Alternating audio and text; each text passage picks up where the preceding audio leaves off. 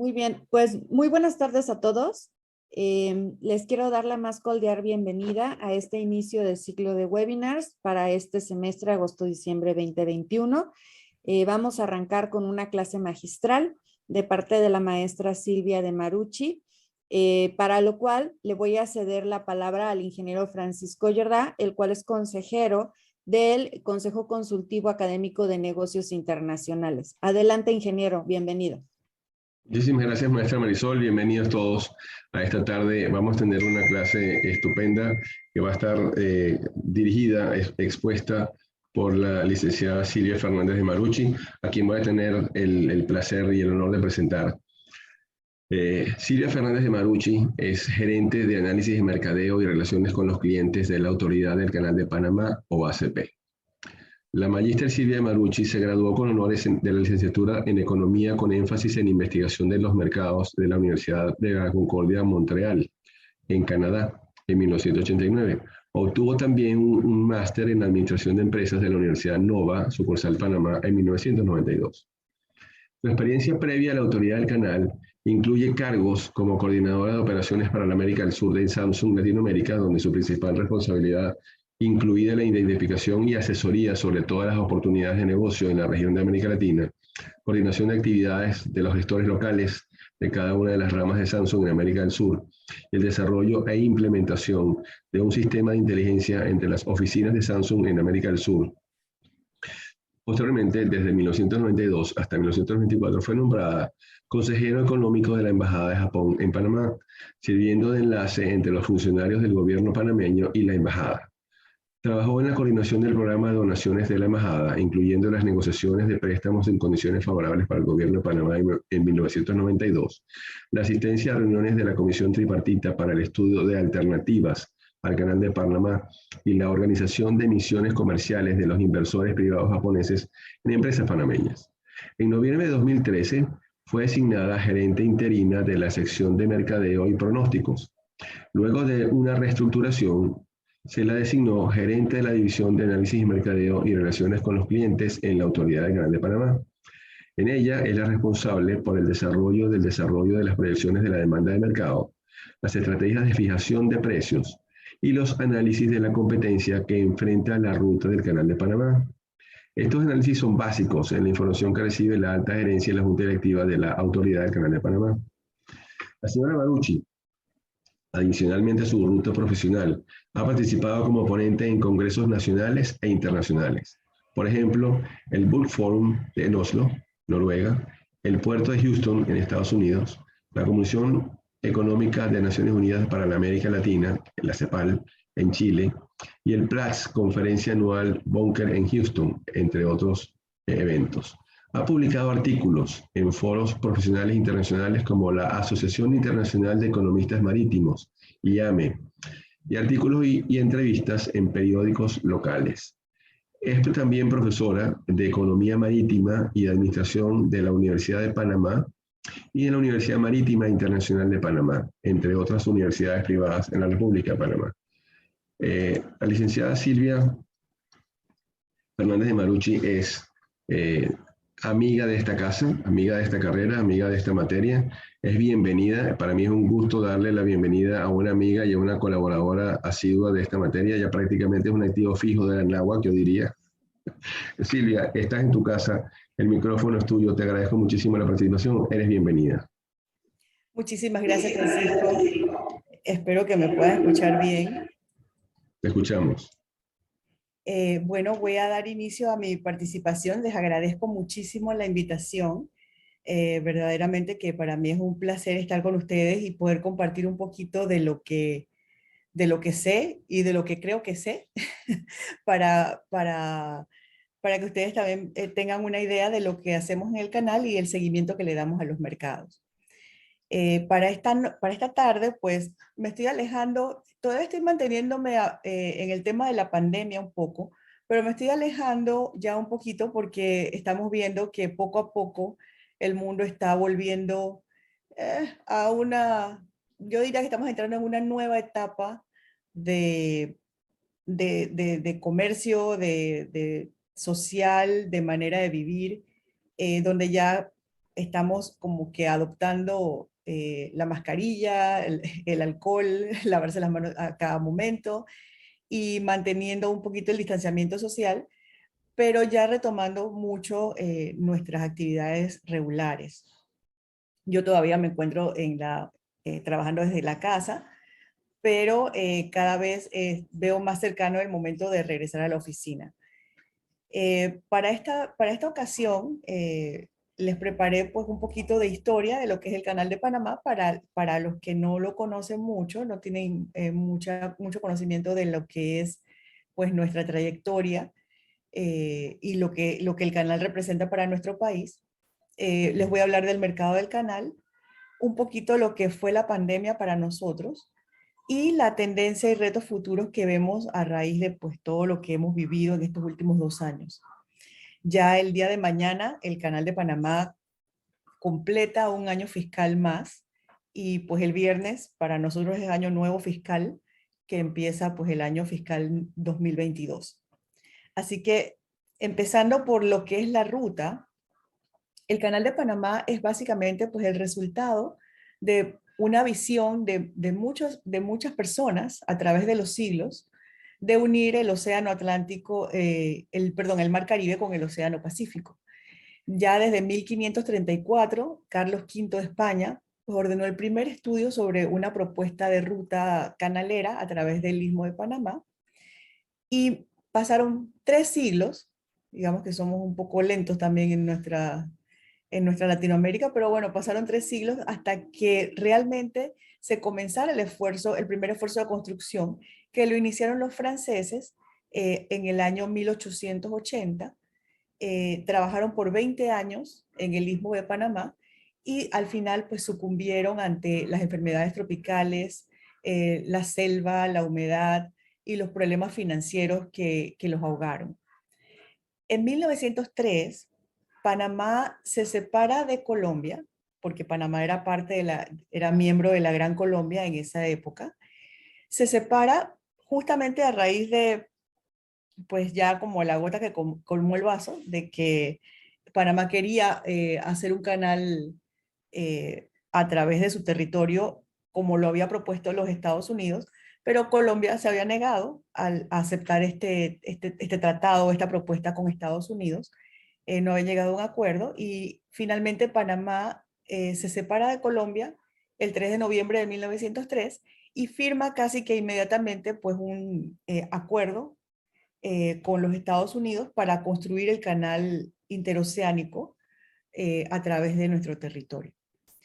Eso para nosotros pues fue el inicio de una lucha generacional también por la soberanía de nuestro territorio, teniendo pues un país como los Estados Unidos ocupando una parte de una franja de nuestro territorio que básicamente dividía el país en dos. En el año siguiente, Estados Unidos en 1904 pues ya compró los derechos y propiedades de la compañía francesa del Canal de Panamá por $40 millones e inició la construcción.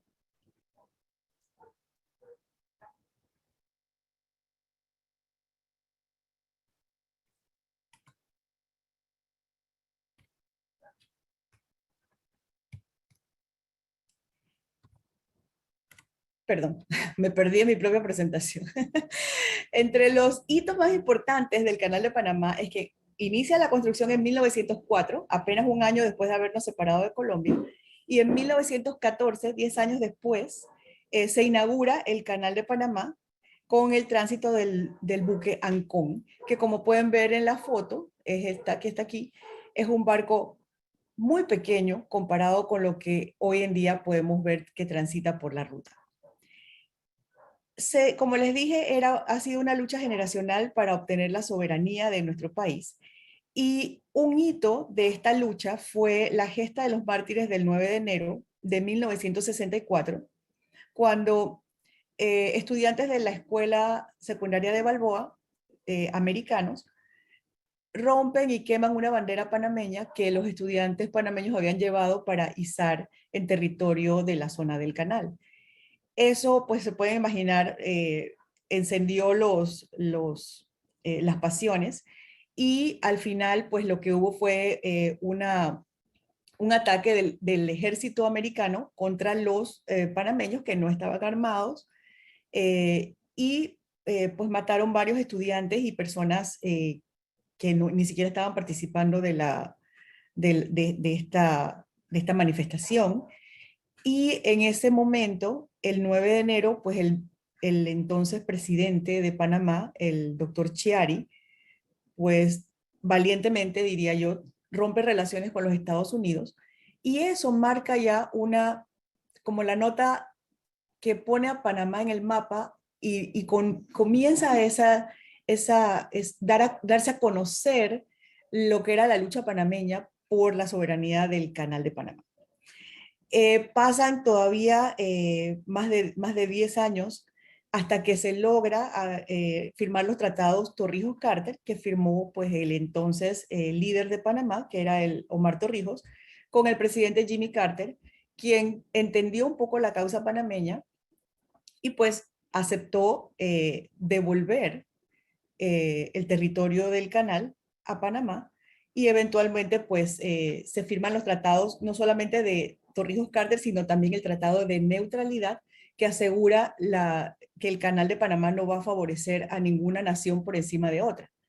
Entonces, finalmente pues el canal es entregado a la República de Panamá el 31 de diciembre de 1999, donde inicia entonces el periodo de administración y gestión del gobierno panameño, eh, y casi que inmediatamente, 5 años después, se acepta la ampliación del canal, el proyecto de ampliación del canal, que es la construcción de una tercera línea para buques de mayor tamaño, que empezó oficialmente en el 2007 y se inauguró en junio de 2016.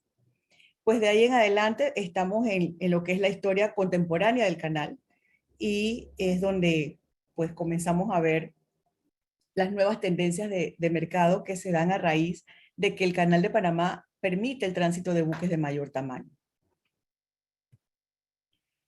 Las diferencias entre un modelo de negocio manejado por el gobierno de los Estados Unidos versus el gobierno de Panamá: básicamente tenemos que el objetivo principal del gobierno de Estados Unidos era de recuperación de costos. O sea, que el canal de Panamá en ese momento era una operación sin fines de lucro, mientras que el gobierno de Panamá es una piedra angular de la rentabilidad y confiabilidad de la ruta, que permite generación de ingresos para todos los proyectos que se quieran hacer en el país. Igualmente, la estructura era presupuestaria en el tiempo de los americanos, y yo recuerdo muy bien porque yo entré a trabajar en el 95, cuando todavía estábamos bajo el paraguas del Pentágono, donde pues si sobraba dinero nos lo gastábamos, porque al siguiente año nos lo iban a recortar si no lo usábamos. Sin embargo, en la estructura actual, se maneja el canal por desempeño de objetivos, y simplemente pues cuando tenemos siempre un porcentaje que se le paga al gobierno panameño, y somos totalmente autónomos porque generamos nuestro propio dinero, hacemos nuestras propias inversiones, y lo que sobra de lo que no hemos invertido y no hemos puesto a un lado para que sea invertido en otras obras, se le entrega al gobierno de Panamá para lo que sea que el Estado decida usarlo. La administración, obviamente, con el gobierno de los Estados Unidos, era el principal usuario del canal, era el que lo manejaba. Y en este momento, pues Panamá no es realmente un gran usuario del canal, a pesar de que el abanderamiento de buques es importante para nuestro país. Pero las empresas que transitan por aquí, creo que ninguna es panameña. Tenían un objetivo estratégico económico-militar cuando estaba en la época de los americanos, y ahora es una organización cuyo objetivo es más bien económico y de diversificación de ingresos. El precio era único para todos los buques, solamente había una diferenciación para buques en lastre o buques con carga, y en el gobierno bajo el gobierno panameño se hizo una segmentación de mercado para que se pudiera optimizar el ingreso por tipo de buque. Entrando en lo que es el mercado del canal, pues a mí siempre me gusta empezar por esto porque ya saben que soy profesora y me gusta dejar los conceptos claros. Es importante decir que el Canal de Panamá se desempeña en los mercados de transporte marítimo y estos mercados empiezan con los mercados de mercancías y de productos en un entorno macroeconómico y geopolítico definido por la oferta y demanda de bienes que se mueven por mar. Si la demanda de transporte es alta, es porque hay demanda por bienes que se mueven por mar. Así que la demanda de tránsito por el canal es una demanda no directa, sino una demanda derivada del comercio mundial. Perdón. En este ámbito tenemos entonces el mercado de buques, que son los barcos que están actualmente en la flota mundial funcionando. Tenemos el mercado de nuevas construcciones, que son los buques nuevos que están en astillero y que posiblemente no van a entrar a la flota hasta alrededor de 2 años después de que se pone la orden. O sea que es un mercado bastante riesgoso para los que mandan a hacer barcos, porque están mandando a hacer buques en una situación o condiciones de mercado actuales y tratando de visualizar qué va a pasar de aquí a 2 años si se va a mantener. Así que son bastante arriesgados, diría yo, los navieros. Está el mercado de desguace, que es la vida, cuando termina la vida útil de los buques y salen de la flota. Y el mercado de fletes, que básicamente es, pues, los balances y desbalances entre la oferta de buques de transporte y la demanda que tiene los bienes por transporte. Cuando la demanda de bienes es alta, los fletes van a estar altos. Cuando la demanda es baja, los fletes van a estar bajos. Entonces, el Canal de Panamá tiene 5 rutas principales y básicamente la primera es la que une a Asia con la costa este de los Estados Unidos. Asia principalmente China, Japón y Corea del Sur, todo lo que es el noreste asiático. La costa oeste de Sudamérica que va a la costa este de los Estados Unidos y viceversa. La costa oeste de Centroamérica con la costa este de los Estados Unidos. La costa oeste de Sudamérica con Europa y la ruta intercostal de Sudamérica, que une básicamente lo que es Venezuela y Colombia con el resto de Sudamérica del lado Pacífico, donde está Perú, Chile y Ecuador. Nuestro principal usuario de la vía es Estados Unidos. Y como los pongo aquí, el 67% casi de la carga que transita por Panamá, de los 255 millones de toneladas largas que transita cada año, 67% tiene un origen o un destino en los Estados Unidos. Así que allí ustedes pueden ver que por mucho Estados Unidos es el país más relevante para nosotros y estamos siempre muy pendientes de lo que está pasando allí para tener una idea entonces de qué esperar nosotros en términos de tráfico. En segundo lugar está China, seguido de Japón, de Chile, Corea del Sur, México y Colombia. O sea que así como lo pueden ver, es un canal global, pero también regional. Con la construcción del canal ampliado en el año 16, aquí pueden observar cómo se dividió la carga, la carga no, el tonelaje de buques. El tonelaje CPSUAP significa Canal de Panamá, Sistema Universal de Arqueo de Buques, y es la medida, la unidad de medida de nosotros para arquear los barcos para saber cuál es su tonelaje. Y cuando hablamos de tonelaje en este sentido, el tonelaje es más bien volumétrico. Una tonelada CPSUAP es equivalente más o menos a 100 pies cúbicos. Entonces, aquí lo que quiero mostrarles es cómo ha ido creciendo el uso de la esclusa Neopanamax versus la esclusa Panamax. En azul, en el año fiscal 2016, vemos que 95% de los buques o del tonelaje de buques que transitaba por Panamá usaba la esclusa Panamax, que es la esclusa tradicional, y solamente 5% utilizaba la esclusa Neo.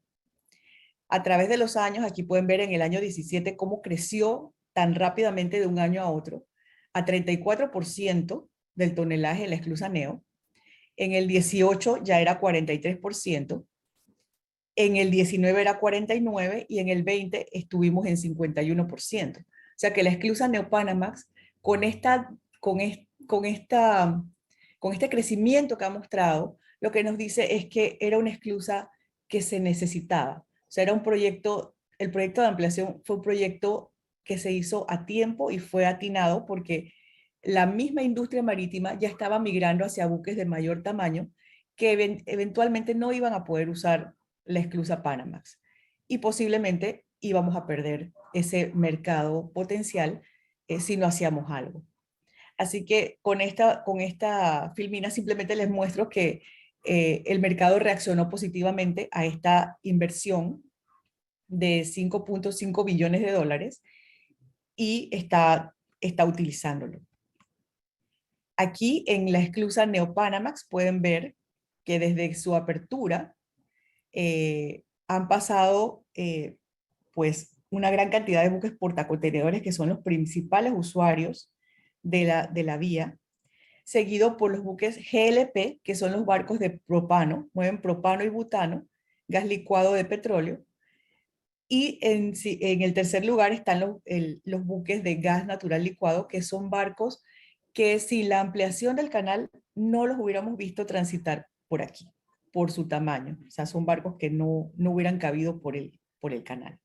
Los buques graneleros, que se encargan de mover mercancía seca a granel, ya sea cereales, carbón, cobre, mineral de hierro, y buques portavehículos, y en menor escala, pues buques de pasajeros y otros. Los buques de pasajeros ven a Panamá con la ampliación del canal como un destino turístico y pues llevan lo venden como, como una experiencia transitar el canal de Panamá en las esclusas Neo.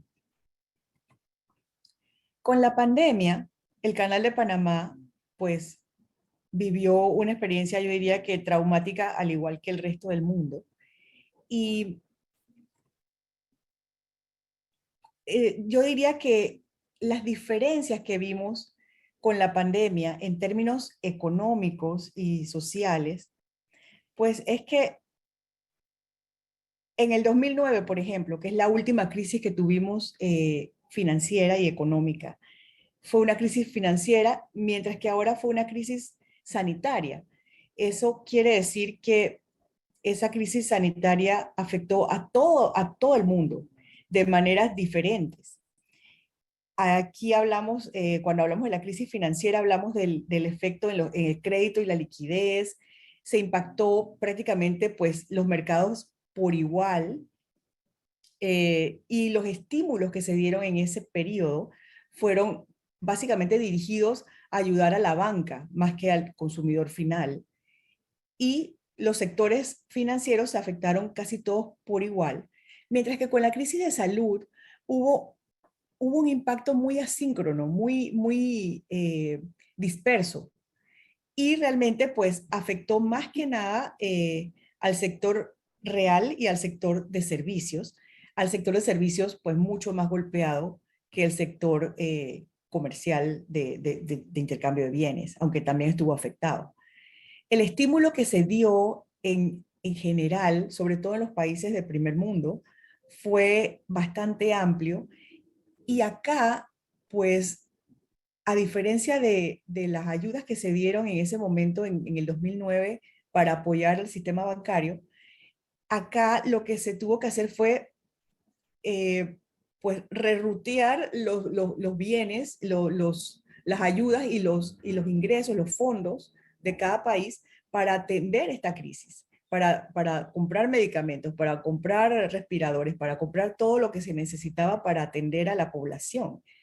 Y los estímulos que se dieron fueron al consumidor final.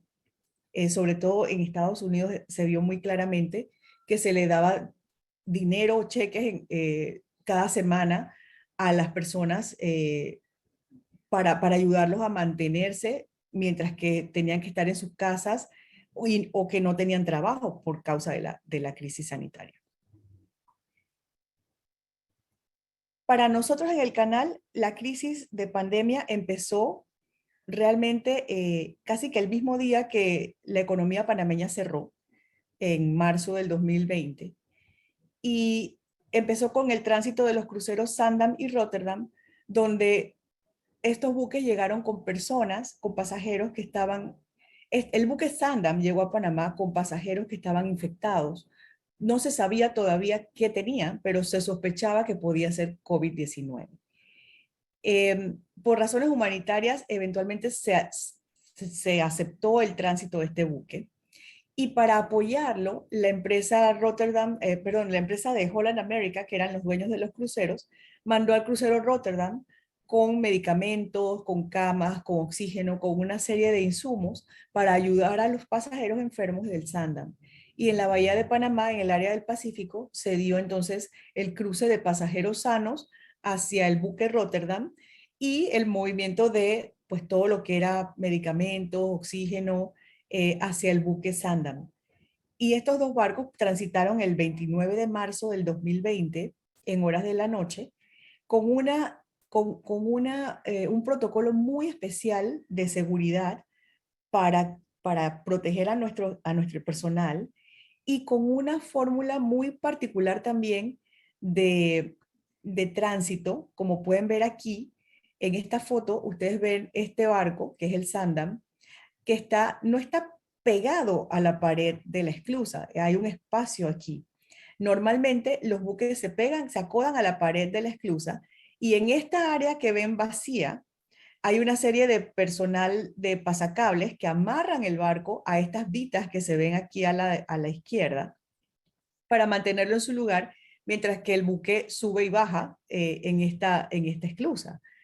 En esta foto se puede apreciar claramente que no hubo personal de apoyo para amarrar este barco con la intención de protegerlos y no exponerlos a un contagio, porque para hacer este trabajo de equipo necesitamos personal en tierra, pero también hay que abordar el buque para que haya personal a bordo que pueda tirar las líneas al personal que está en tierra.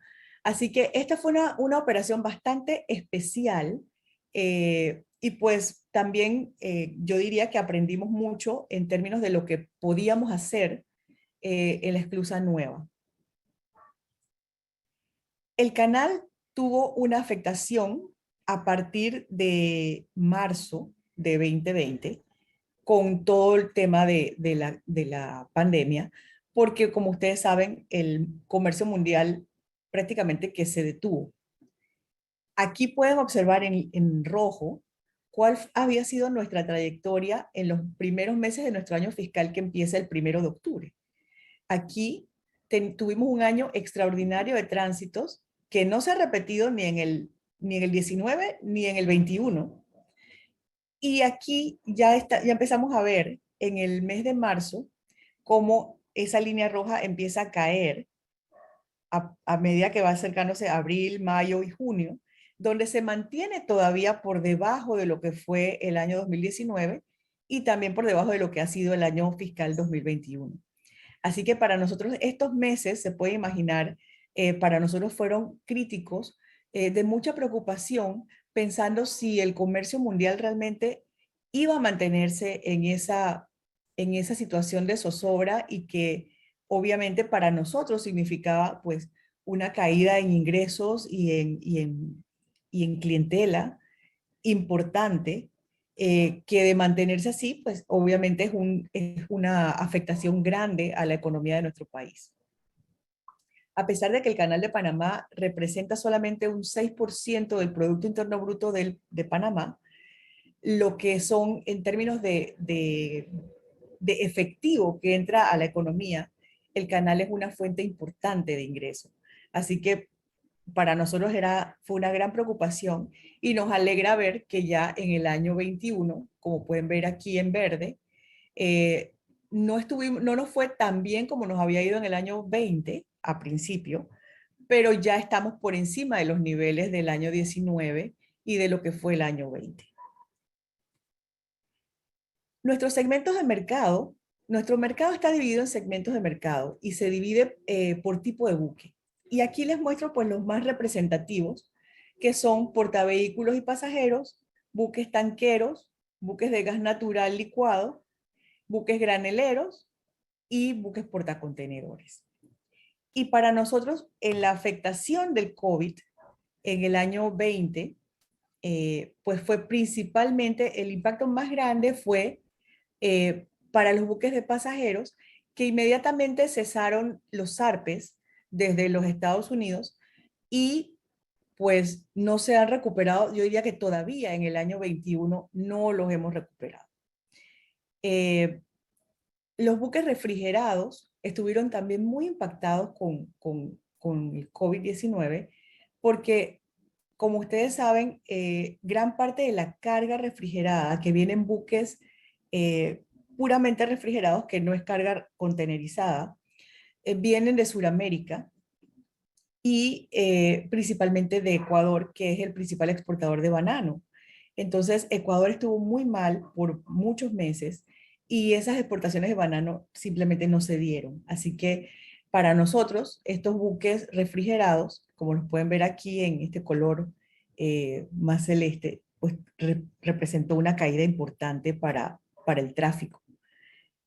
Los portavehículos, igualmente se pueden imaginar, pues nadie estaba pensando en comprar autos ni manejar durante la pandemia, así que los portavehículos se vieron fuertemente afectados durante este periodo y ellos iniciaron una recuperación en julio del 20 y todavía se mantiene.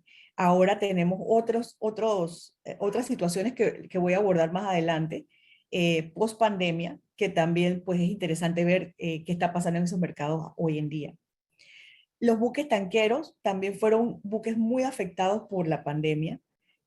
Al estar cerradas las economías mundiales, pues simplemente no había demanda por combustible ni para automóviles ni para generación eléctrica, lo que en algún momento del año 20 hizo caer los precios del crudo a niveles negativos, creo que nunca antes vistos.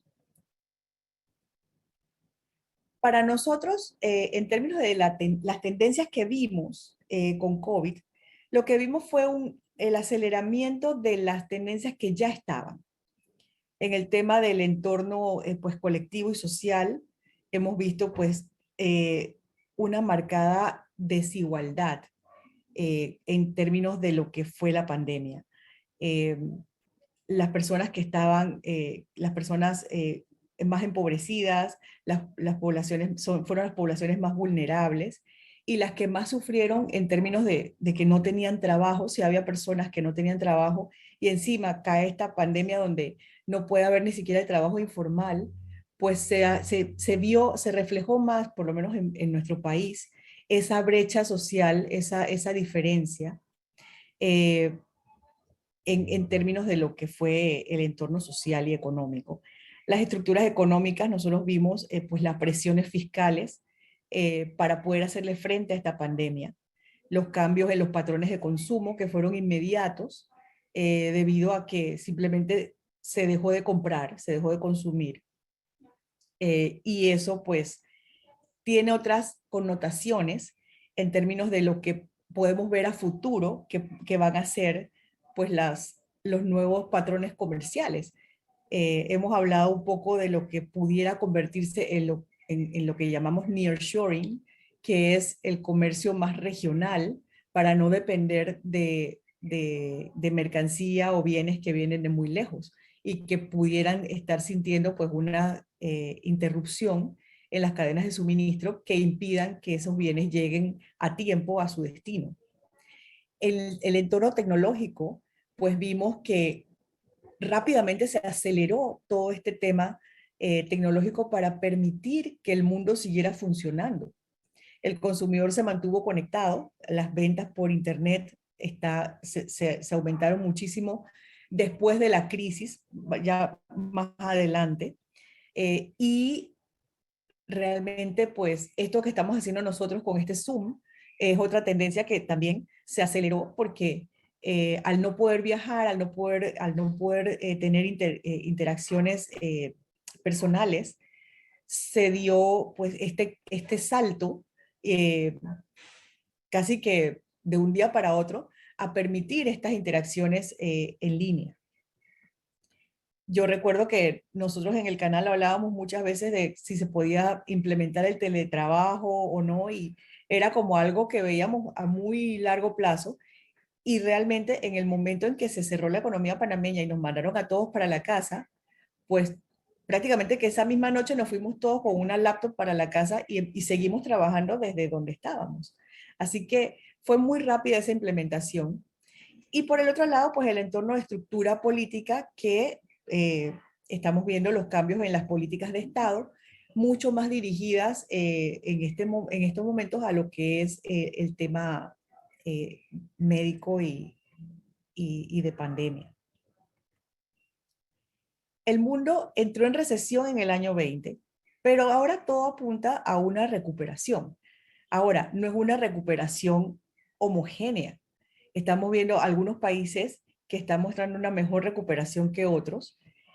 El mundo, según nuestras fuentes del Banco Mundial, Fondo Monetario Internacional, Eurostat, y nuestros propios consultores privados, IHS Market, por ejemplo, apuntan a que en el 2021 la recuperación del mundo va a estar en 5,8%. Todavía no es suficiente para recuperar los niveles que llevábamos antes, pero ya estamos viendo una mejoría significativa. En términos de lo que es el intercambio comercial, el comercio para el 21, pues se espera una recuperación de acuerdo con la Organización Mundial de Comercio de 8% con respecto al año 20, y en el 22 un crecimiento aún un poquito más de 4%. Así que han sido unos años muy duros, pero pareciera que estamos viendo un poquito de luz al final del túnel. Este año ha sido un año muy interesante. En el año 20, los consumidores estadounidenses ahorraron alrededor de 2,3 trillones de dólares durante la pandemia. No hubo viajes, no hubo vacaciones, no hubo gastos de combustible, no hubo comidas en la calle, no hubo nada. Así que lo que la gente dejó de gastar, sobre todo para los que tenían trabajo, pues se fue acumulando, ayudado por todas las ayudas económicas que dio Estados Unidos a sus ciudadanos. Pues eso ayudó a que una vez pasada un poquito la pandemia y que se reabriera la economía nuevamente, impulsó las importaciones de Estados Unidos. Y realmente, pues Estados Unidos es un país que es el principal consumidor del mundo, y ellos mueven las economías del mundo. Empezó también al comenzar la demanda, pues China por su lado comenzó a ofrecer, y poco a poco se comenzó a mover la economía nuevamente. La pandemia afectó las operaciones portuarias, las bodegas, flujos de camiones, los empleados enfermos, no había suficiente personal, y si lo había, pues había que ponerlo en cuarentena si habían sido expuestos. Así que eso hizo una gran mella a todo lo que era la eficiencia de la cadena de suministro. Y lo que estamos viendo ahora mismo es el resultado de eso, más una demanda, yo diría que nunca antes vista en los Estados Unidos, impulsada mucho por las compras de Internet, eh, que crecieron significativamente en el año 20 y en este año 21.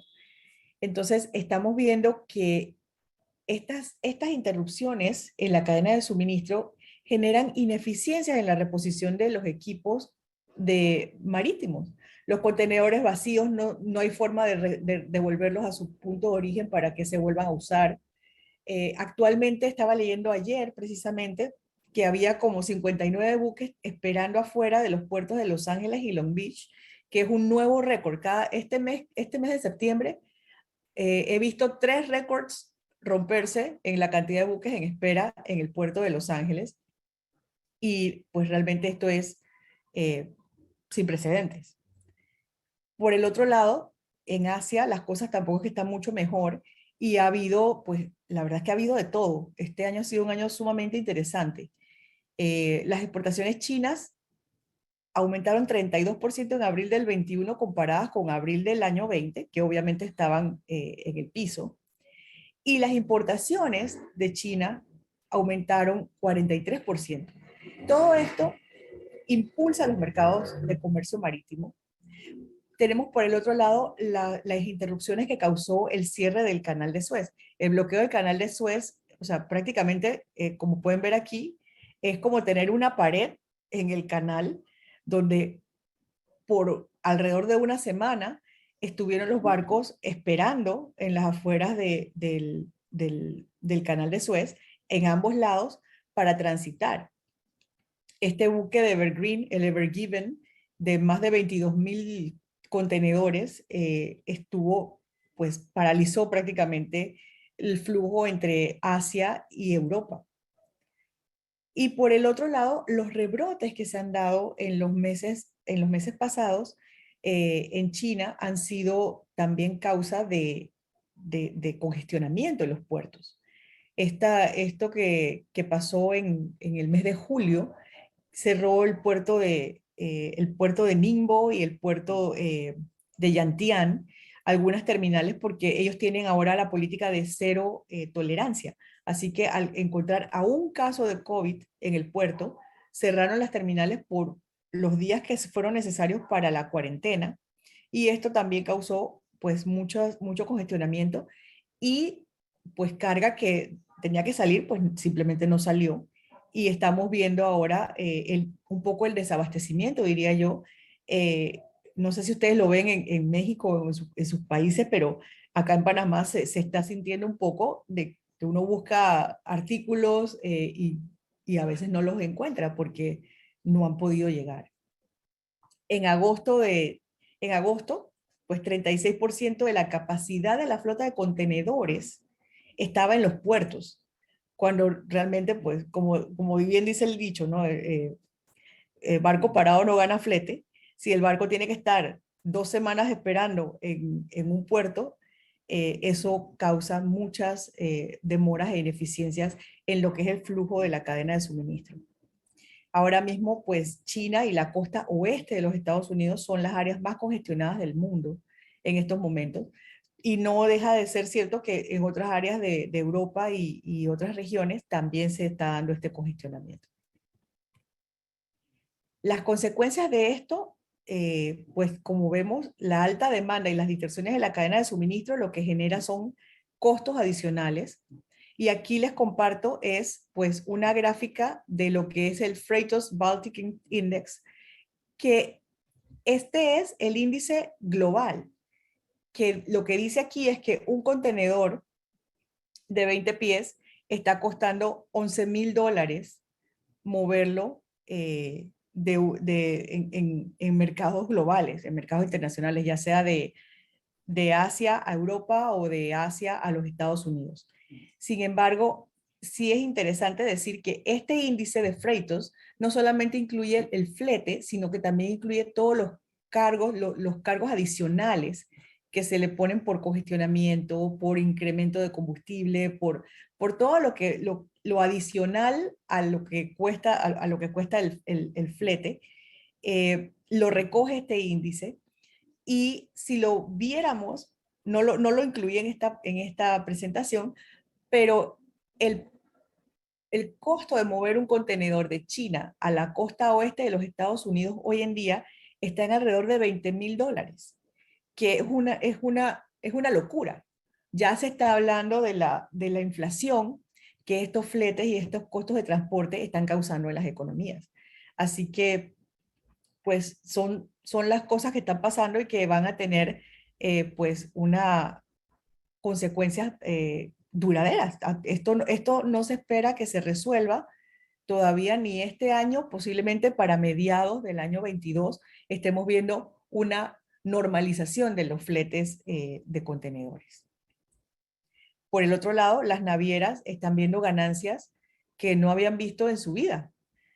Por primera vez creo que todas las empresas navieras globales están viendo estados financieros en negro. Así que ha sido para ellos, dentro de todo, pues un buen año post pandemia. En otros segmentos de mercado, aparte de los portacontenedores, como les digo, este ha sido un año sumamente interesante y en general los fletes de otros buques también se han mantenido altos. La demanda por granos, por materias primas, por automóviles, por energía, todo está en aumento. Y aparte de eso, pues este año, el mes pasado, tuvimos el huracán Aida, que ocasionó daños importantes a las terminales de exportación de los Estados Unidos.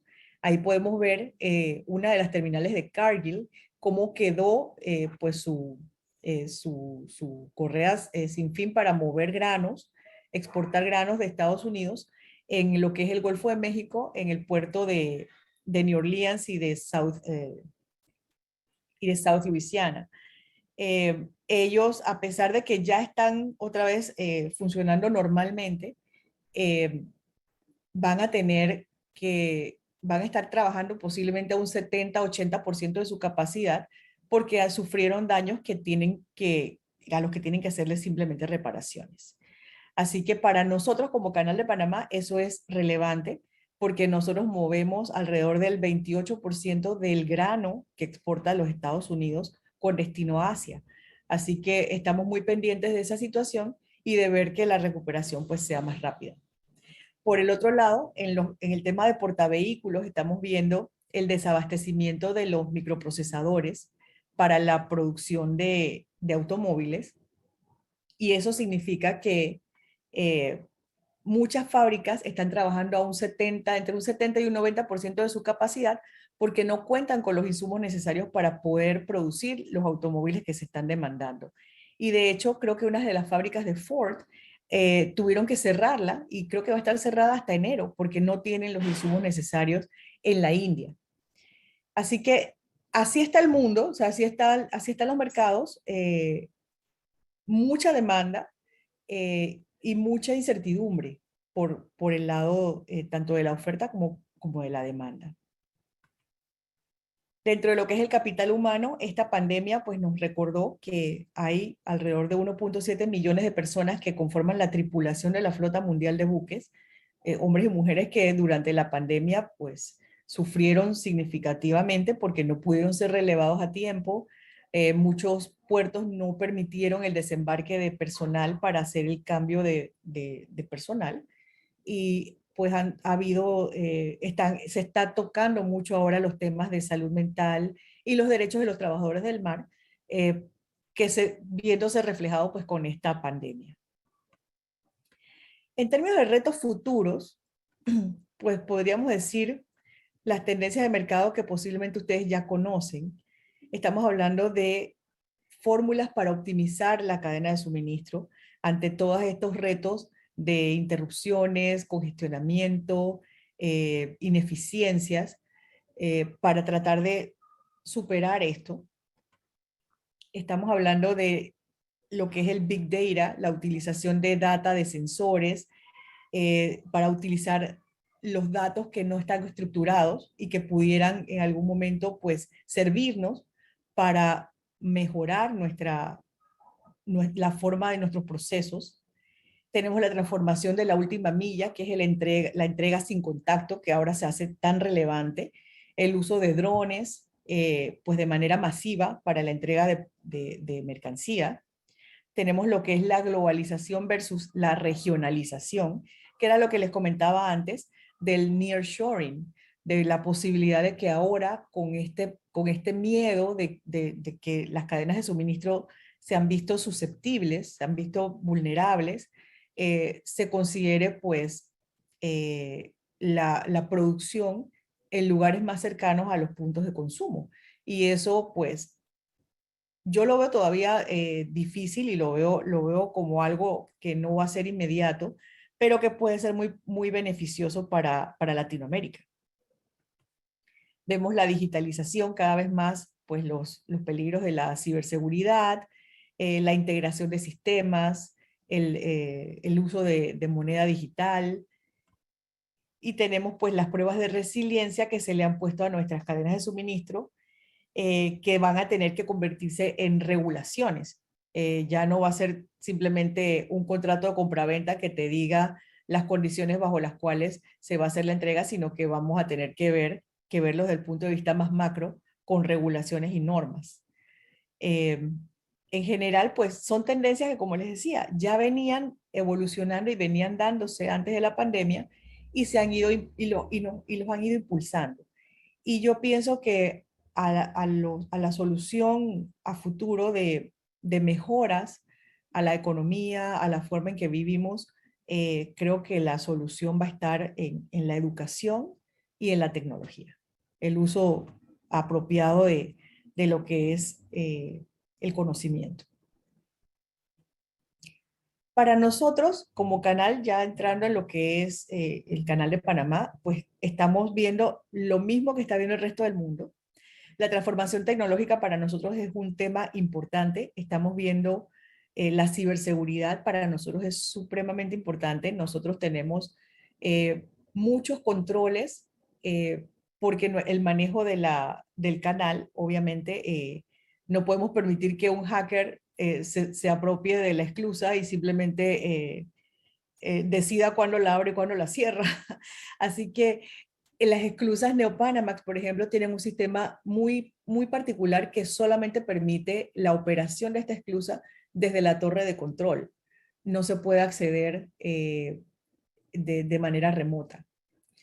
Y obviamente pues también estamos viendo los temas de Internet of Things para los procesos de mantenimiento y utilizar la información no estructurada para prepararnos en lo que es la protección y anticipar lo que pudiera suceder para tomar acciones rápidas en caso de alguna emergencia. Con el tema del comercio marítimo mundial post-COVID, nosotros estamos viendo todas estas tendencias geopolíticas externas e internas, lo que es la ruta de la seda, cómo pudiera impactar el comercio mundial, si China realmente pues desarrolla esta ruta. Para nosotros nuestra primera preocupación es ver cómo podemos sacarle provecho a esa ruta que va ahora mismo, la ruta principal es desde Asia, utilizando toda la ruta hacia Europa. Para nosotros es importante poder extender esa ruta de Europa hacia América y obviamente pues Panamá quisiera convertirse en un hub para esa carga que se pudiera mover. El nearshoring y la migración de la producción al sureste asiático para nosotros como canal es una preocupación evidente y vigente, porque en el momento en que eso suceda, pues las toneladas millas de navegación pues se reducen y posiblemente el canal pudiera perder relevancia ante un mundo donde la producción se hace pues mucho más cerca del origen del consumo. Así que todo esto es parte de lo que nosotros estamos estudiando y evaluando. Igualmente estamos muy pendientes de lo que es la protección y seguridad sanitaria con todo el tema de pandemia. Ya el canal tenía sus regulaciones con respecto a enfermedades infecciosas. Sin embargo, el COVID nos ha obligado a tomar medidas adicionales para proteger a nuestro equipo humano y ver cuál va a ser el rol de Panamá, del canal de Panamá en la recuperación de la economía. Entonces, y por el otro lado, el tema ambiental, que es un tema que no he mencionado, pero que para nosotros es sumamente importante porque el canal es un canal de agua dulce. Entonces, para nosotros el calentamiento global es una preocupación porque pudiera reducir la cantidad de lluvias que recibimos y que es lo que le da vida a este canal.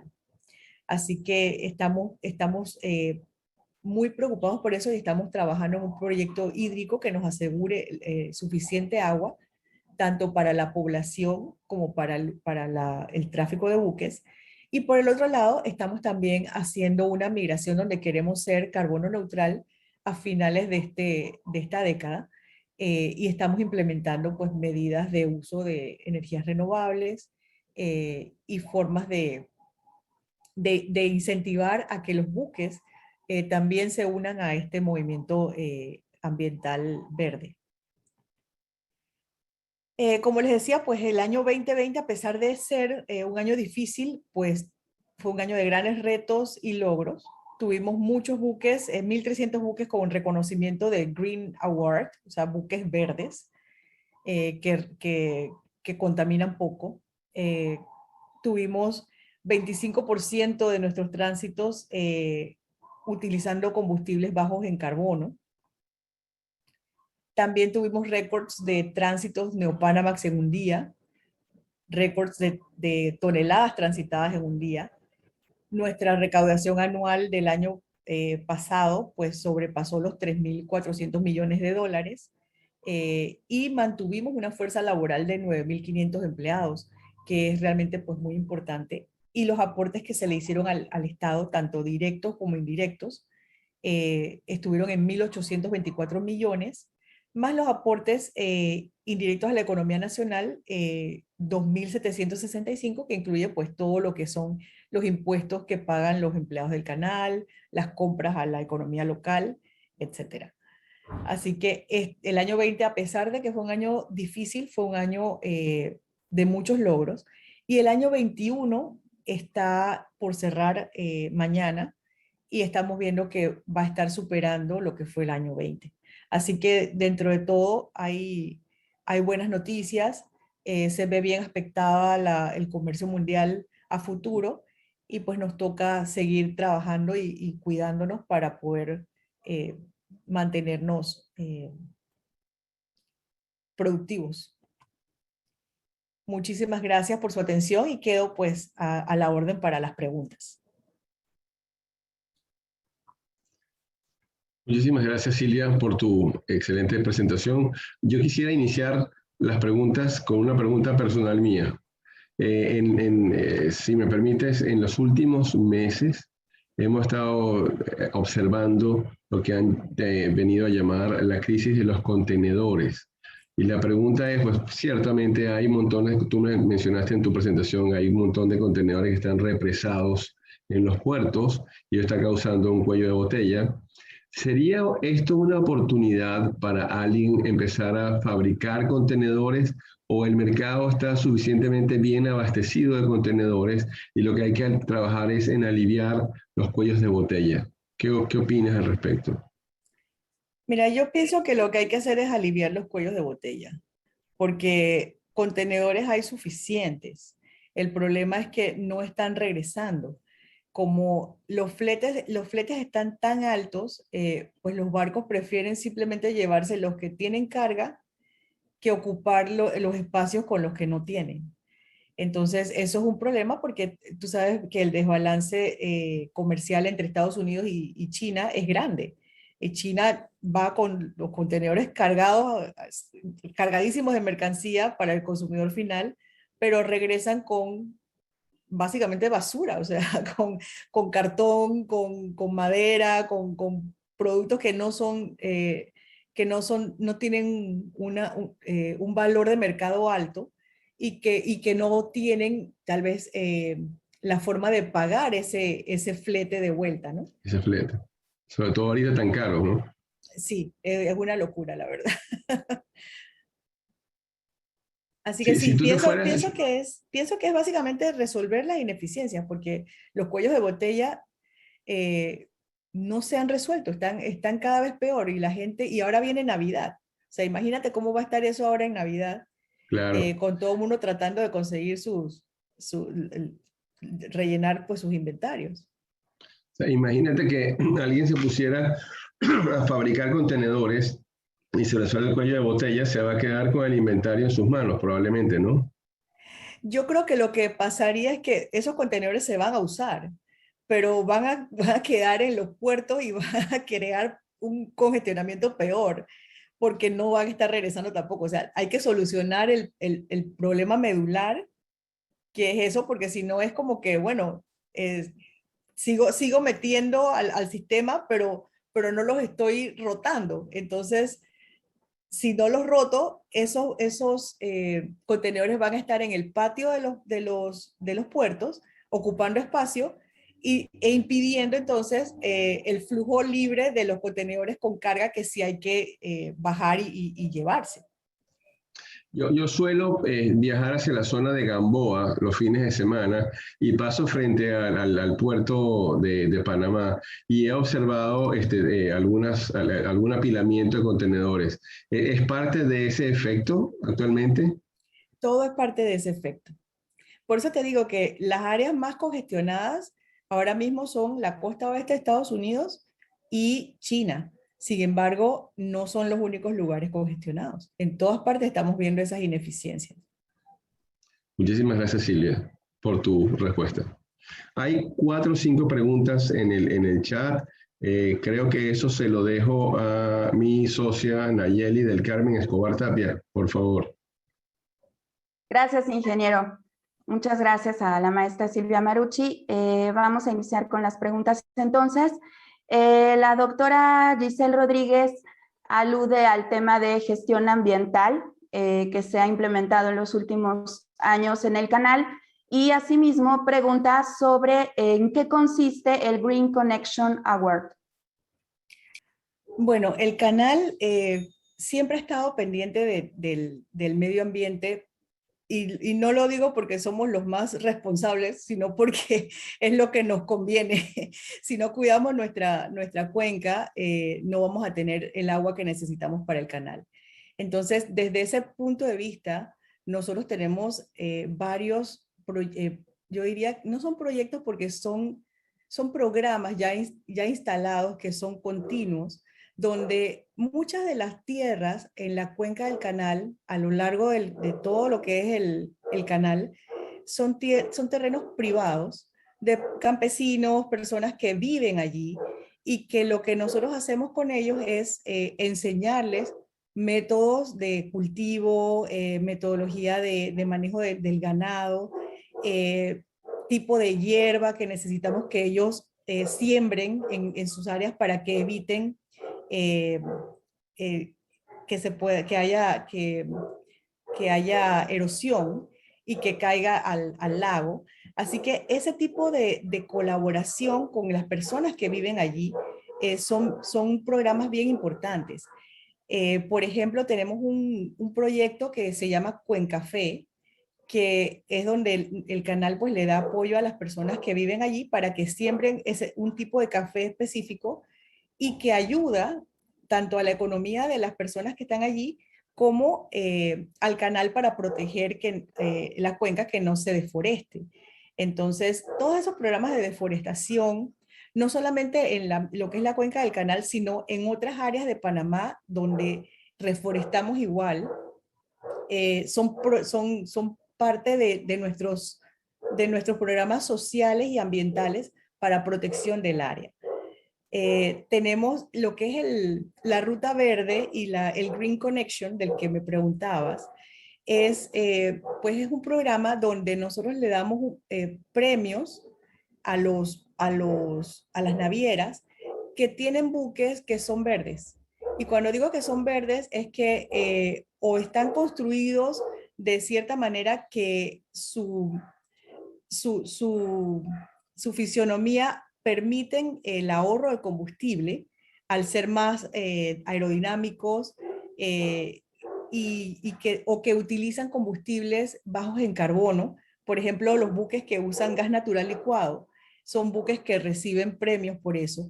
Y los premios realmente no son la gran cosa, son un reconocimiento y se les da puntaje, partes de puntaje en lo que nosotros llamamos el Customer Ranking. Nosotros tenemos una jerarquización de clientes y esa jerarquización le sirve a la naviera para tener mayor acceso a cupos de reservaciones cuando quieren reservar para transitar un día en particular. Si hay una competencia por un cupo de reservación en un mismo día y hay dos navieras compitiendo, en la jerarquía que tiene cada naviera sobre la base de lo que es número de tránsitos en los últimos 12 meses y peajes pagados, más este premio que se le da por ser verde, eso los ayuda a ellos a tener un mejor puntaje que el otro y pueden ganarse el cupo de reservación, por darte un ejemplo, ¿no? Así que es básicamente eso, un buque que está diseñado de manera que consuma menos combustible o utilice combustibles más limpios. Gracias, maestra. Adelante, maestro Jack. Gracias, maestra. Tenemos una segunda pregunta del alumno Ian César Ortega y dice, ¿a qué se debe el éxito del canal y qué impide que otro país latinoamericano con mayor poder exportador haga uno que tenga mayor impacto? ¿Y cuál es la tarifa de los buques para que puedan pasar por el Neo y el normal? Bueno, yo diría que el éxito del canal es, número uno, se construyó en una época en donde no había controles ambientales, porque pienso yo que si el canal de Panamá se tuviera que construir hoy en día, posiblemente habría que hacer un trabajo enorme de compensación por el daño ambiental que se hizo en su momento, a principios del siglo XX, por todo lo que se destruyó de lo que era selva y naturaleza. Así que pienso que, pues, lastimosamente se hizo de esa manera en una época en que, pues, no había esos controles. Y lo que creo que el punto más importante es que Panamá tiene una geografía que permite el poder hacer este canal. Entre un océano y otro hay 80 kilómetros. O sea que tú puedes irte en carro de la ciudad de Panamá, que está en el Pacífico, a la ciudad de Colón, que está en el Atlántico, en 40 minutos por autopista. Entonces, ese espacio, eso que hubo que dragar, que excavar, que construir, es muy difícil replicarlo en otra parte de Latinoamérica, porque las distancias son más grandes. Inclusive, cuando vemos los proyectos del canal de Nicaragua, por ejemplo, Nicaragua todavía es un país mucho más grande que Panamá y la distancia entre un océano y el otro es mucho mayor. Así que eso es parte de lo que es lo que habilitó el poder hacer el canal por Panamá. Y ahora mismo, pues ya una vez existente, creo que el éxito del canal es básicamente el trabajo en equipo que hay, porque para poder transitar un barco se requiere de una colaboración y un proceso muy eficiente que te permita realmente llevar ese barco de un lado al otro en 8 o 9 horas y poder transitar la cantidad de barcos que se necesitan. Así que yo pienso que gran parte de eso es la dinámica de trabajo, los procesos establecidos y el trabajo en equipo que se da en la organización. Ahora, los peajes que pagan los barcos, pues varían mucho sobre la base del tipo de buque. Los buques Panamax, tú puedes tener barcos pequeños que están pagando $60,000 por un tránsito en términos de peaje, y puedes tener un buque Panamax de los más grandes que están pagando $150,000. Los buques Neopanamax pues pueden empezar en unos $220,000 hasta un buque portacontenedor de 15,000 TEUs que puede estar pagando $1.1 millones por transitar. Entonces, la dispersión es alta porque, como te digo, hay una segmentación de mercado y se han establecido precios que atienden las diferentes necesidades de esos barcos y que obviamente nosotros sabemos cuál está dispuesto a pagar más que otro. Gracias, maestra. María José Rafael pregunta, ¿por qué el año termina antes del fin de año? Bueno, es nuestro año fiscal. Está establecido así desde la época de los americanos. Coincide con el año fiscal americano. Y cuando el canal pasó a manos panameñas, pues no se cambió, se mantuvo así. Y es la manera como, es la forma contable del canal. Empieza el 1 de octubre y termina el 30 de septiembre. Me quiero colar en las preguntas para hacer una pregunta a Silvia. Respecto de los proyectos que en el pasado han tenido países, por ejemplo, mencionaste ahorita Nicaragua con su canal seco. O también existe la posibilidad en México de hacer un canal seco en el istmo de Tehuantepec. ¿Pudieran ellos representar una amenaza para el canal de Panamá o más bien un incremento del comercio internacional? ¿Qué opinión tienes al respecto? Mira, yo pienso que realmente no es una amenaza para el canal. El volumen de carga que se puede mover en un canal seco es mucho más bajo de lo que se puede mover por mar. Obviamente las economías de escala de un buque no se comparan con las economías de un ferrocarril o de camiones. Eh, y yo pienso que con los incrementos que hay en comercio mundial anuales, yo creo que sería un alivio tener, tener áreas adicionales donde se pudiera mover esa mercancía. Excelente respuesta. Sí, es cierto. O sea, el canal seco implica descarga y recarga en el otro lado. Y eso implica un tiempo, y el tiempo es dinero. Entonces, tener un tránsito de 8 horas definitivamente es una ventaja competitiva impresionante. Muchísimas gracias y disculpen la interrupción, Nayeli y Jax. No, y si te complemento, yo pienso que los canales secos tienen su espacio. O sea, por ejemplo, México es un país con gran capacidad de producción. Entonces, tiene carga propia que exportar y mover de un lado al otro para para sus propias exportaciones. Panamá, en cambio, Panamá es un país que produce muy poquito y la mayor parte de la carga que se mueve en nuestros puertos es carga de transbordo.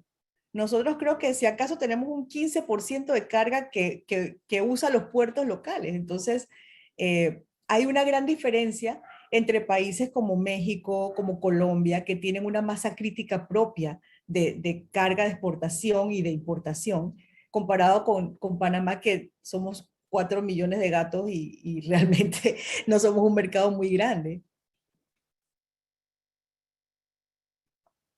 Gracias por su respuesta, maestra. Pues seguimos con la siguiente pregunta del alumno de negocios internacionales, Gabriel Cruz, quien nos pregunta cuántas embarcaciones pasan al día en promedio y cuál es la longitud del canal de Panamá. El canal de Panamá mide alrededor de eso, 50 millas, 80 kilómetros más o menos. Y al día transitan alrededor de 32, 34 barcos. Básicamente alrededor de entre 9 y 10 Neopanamax y el resto Panamax, en las esclusas Panamax. Gracias, maestra. Jaciel Reyes y Gabriela Cabrera preguntan ambos sobre el tema del proyecto del corredor interoceánico en el istmo de Tehuantepec. ¿Cómo se ve México? ¿Cuál es su opinión al respecto? Y si tiene recomendaciones. Bueno, era lo que hablábamos hace un momento, ¿no? Que el istmo de Tehuantepec tiene yo pienso que tiene su propósito y tiene su propia carga que mover como algo que le dé un servicio al país. Yo no lo veo tanto como carga de transbordo, lo pensaría más bien que es carga de exportación producida por México y que tiene una fórmula para mover esa mercancía. Eh, no tengo recomendaciones, en verdad. Me parece que es un buen proyecto y que puede cumplir muy bien, puede complementar muy bien pues, la infraestructura que tiene México de transporte terrestre. Perfecto. Gracias, maestra. Pues tenemos una última pregunta de la alumna de negocios internacionales de María José Rafael Silva, quien nos pregunta ¿cuál ha sido el barco más grande que ha pasado por el canal de Panamá y en qué fecha? Ah, wow. Déjame pensar. Eh, el barco más grande fue un buque si no me equivoco, de Evergreen, que era un portacontenedor. Ahora mismo no recuerdo el nombre. Pero es un buque de portacontenedores que permite 15.000 TEUs, que son 15.000 contenedores de 20 pies. Y estos barcos de Evergreen tienen la particularidad de que nos obligaron yo diría, a relajar un poquito nuestras reglas del máximo tamaño de buque. Nosotros permitíamos un máximo, el máximo largo del buque que permitíamos era 300, lo voy a decir en pies, porque era 1400 pies de largo, y este buque de Evergreen nos obligó a extenderlo por lo menos unos 20 o 30 pies, que para nosotros era mucho, porque ya cuando ustedes ven ese barco adentro de la esclusa, está casi que ocupando todo el espacio, y dentro de la esclusa Neopanamax tiene que transitar con ese barco un remolcador, dos remolcadores, uno adelante y uno atrás. O sea que hay que tener espacio para esos dos remolcadores que mantienen el barco en su lugar. Así que tuvimos que relajar esa regla del máximo largo del buque para permitir el tránsito de este barco.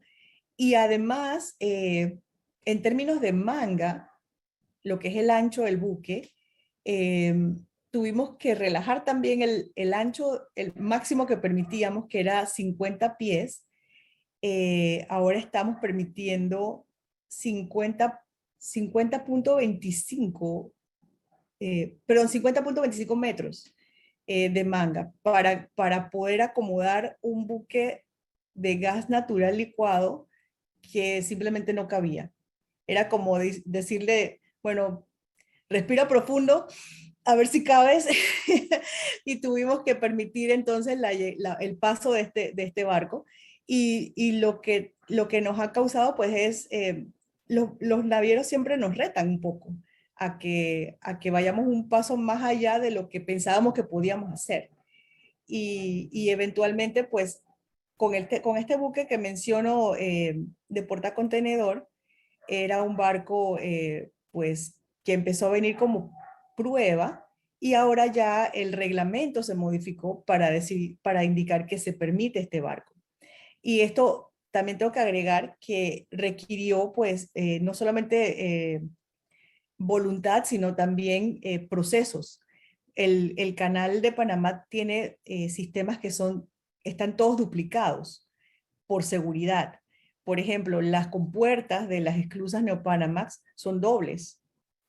Cierran y son dos puertas para asegurarse de que no haya ninguna salida de agua ni haya ningún problema. Si se golpea el barco con una compuerta, todavía hay otra que protege la esclusa. Entonces, tuvimos que diseñar pues, un proceso donde el barco entra, pero solamente se cierra una compuerta para permitirle el espacio adicional que esa compuerta ocupa. Así que fue todo un proceso de pruebas, y al final pues se comprobó que sí se podía, y se incluyó en el reglamento. Muchas gracias, maestra. Ya no tenemos más preguntas en la sesión de preguntas y respuestas, pero veo que el ingeniero Francisco tiene su mano levantada. No sé si tenga una última pregunta. Muchas gracias, Jack. Sí, tenía una pregunta adicional. Realmente dos. Una tiene que ver, realmente es una. Silvia, si volvemos a la materia, ¿te puedo volver a invitar? Con mucho gusto, con mucho Esta es tu gusto. casa. Te agradezco muchísimo tu participación, el alto nivel de tu contenido, la amabilidad y con la generosidad con la que nos contestan las preguntas de los muchachos y los participantes. Realmente muy agradecido. Muchísimas gracias. Le doy la bienvenida a nuestra presidenta del Consejo, Hilda Trujillo, quien se conectó un poquito después de la hora. Quiero pasar la palabra a Hilda para que nos pueda dedicar unos minutos. Muchas gracias, ingeniero. Pues yo estoy de veras fascinada con la disertación de la maestra. Como bien lo dijiste, me ganaste las palabras, aparte de que es un honor tenerla dentro de el inicio de esta nueva etapa del Consejo Académico.